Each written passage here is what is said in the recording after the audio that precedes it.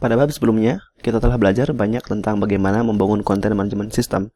Di sini Anda belajar membuat fitur untuk tulisan, mengupload beserta mereset gambar dari tulisan, mengedit tulisan yang sudah ada, membuang tulisan ke dalam trash, mengembalikan tulisan dari tong sampah atau menghapusnya secara permanen. Anda juga telah belajar bagaimana memanage kategori, meliputi create, read, update, dan delete kategori, dan juga memanage pengguna.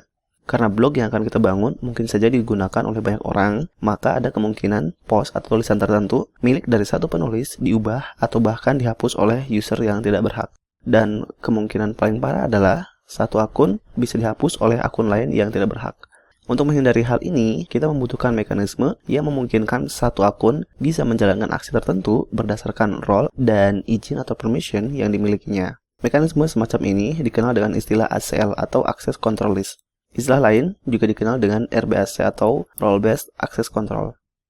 Pada bagian ini, kita akan belajar bagaimana mengimplementasikan ACL pada halaman backend sehingga membuat halaman backend lebih aman dan terhindar dari masalah yang disebutkan sebelumnya.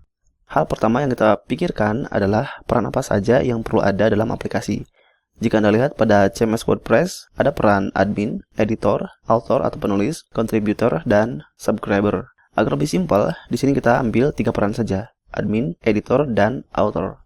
Hal selanjutnya yang perlu kita tentukan adalah permission atau izin apa saja untuk setiap role atau peran. Kita perlu membuat admin sebagai most powerful user role. User yang memiliki role ini memiliki full access. Dia bisa memanage tulisan, serta menampilkan semua tulisan, menambah tulisan, mengedit tulisan, menghapus tulisan miliknya sendiri, atau bahkan mengedit dan menghapus tulisan dari user atau penulis lainnya.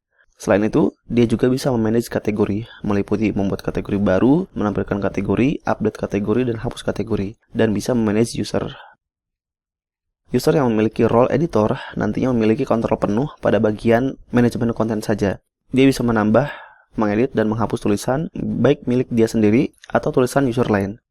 Dan juga bisa memanage kategori, tetapi tidak bisa memiliki akses untuk memanage user. Kemudian, user dengan peran author hanya bisa melihat seluruh tulisan, membuat tulisan baru, edit dan hapus tulisan milik dia sendiri, tapi tidak bisa mengedit dan menghapus tulisan milik orang lain. Dia juga tidak memiliki akses untuk manage kategori dan user. Agar Anda lebih paham, di sini saya tampilkan 2 tabel yang menggambarkan tentang permission atau izin dari masing-masing peran yang saya jelaskan tadi dalam 2 cara yang berbeda. Di sebelah kiri adalah role dan sebelah kanan adalah permission yang dimilikinya. Jadi admin memiliki permission CRUD untuk post atau tulisan, kategori, dan user. CRUD adalah singkatan dari create, read, update, delete. Di post ini juga ada UO yang merupakan singkatan dari update other post dan DO, delete others post.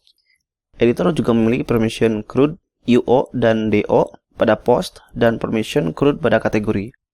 Sedangkan author hanya memiliki permission CRUD pada post. Pada aplikasi kita nanti, kita mungkin mengimplementasikan tabel tadi dengan mendefinisikan permission dari admin seperti ini. Create post, read post, update other post, dan seterusnya. Sebagai contoh, ketika user yang sedang login mencoba mengakses metode create pada modul kategoris, nantinya akan dicek apakah dia memiliki permission create kategori atau tidak.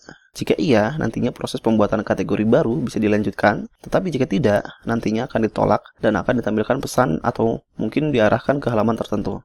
Kemudian untuk permission dari editor seperti ini. Create post, read post, update other posts, dan seterusnya. Kemudian untuk author, create post, read post, update post, dan delete post. Nah, itu tadi cara pertama bagaimana kita menentukan permission dari setiap role. Sekarang saya akan tunjukkan cara kedua. Ini adalah penyederhanaan dari cara pertama. Jadi di sini, daripada memisahkan 4 permission untuk create, read, update, dan delete, di sini digabungkan menjadi 1 permission. Jadi nanti dalam aplikasi kita implementasikan tabel tadi untuk permission admin seperti ini. CRUD post, update other posts, delete other posts, CRUD kategori, dan CRUD user. Untuk editor hampir sama, kecuali dia tidak memiliki permission untuk CRUD user. Sedangkan untuk author, dia hanya memiliki CRUD post. Lalu, cara yang mana yang akan kita gunakan di sini? Kita akan pilih cara yang kedua, karena lebih simpel. Jika nanti Anda sudah memahami konsep ACL ini, Anda mungkin bisa bereksperimen dengan cara pertama, atau bahkan menggunakan cara sendiri.